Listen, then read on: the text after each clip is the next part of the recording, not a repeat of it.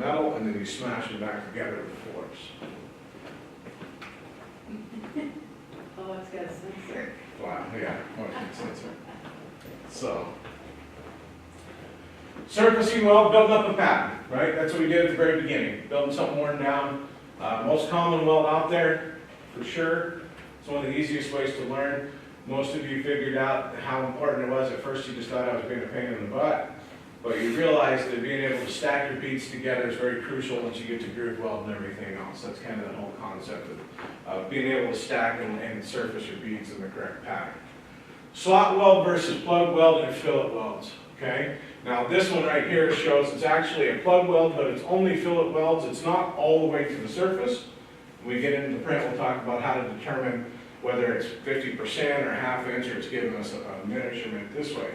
The slot is exactly what it says. It's an elongated slot instead of a diameter plug, okay?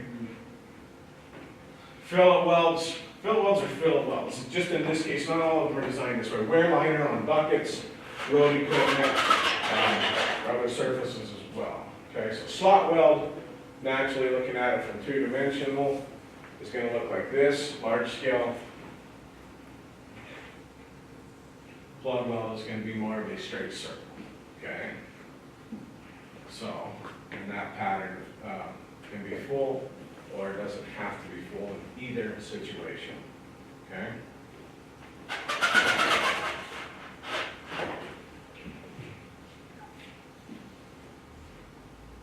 Seam spot welds,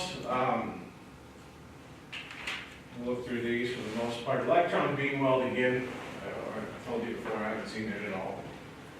This is a seam weld here on the edge, usually consumes it. Arc spot welds, this is more of what we did. This is more of, you can see this on decking and construction equipment. You're going to melt through and weld the decking to the actual I-beams or the support structures.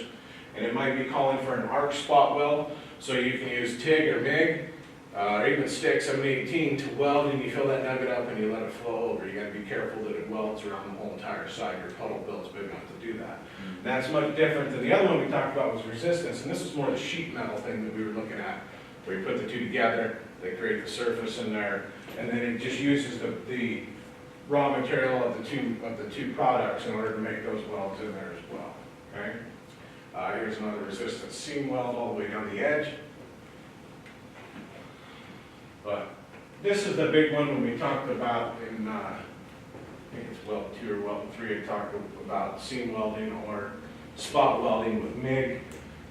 You can have special welds or tips for it, but you don't necessarily need them for a spot weld, okay? You can just fill them up and let them flow over. Parts of the weld, you know, this is where we start to get, where most people, you kind of get confident, but you have to start remembering your terminology of which one is actually appropriate, okay? So, let's take a break.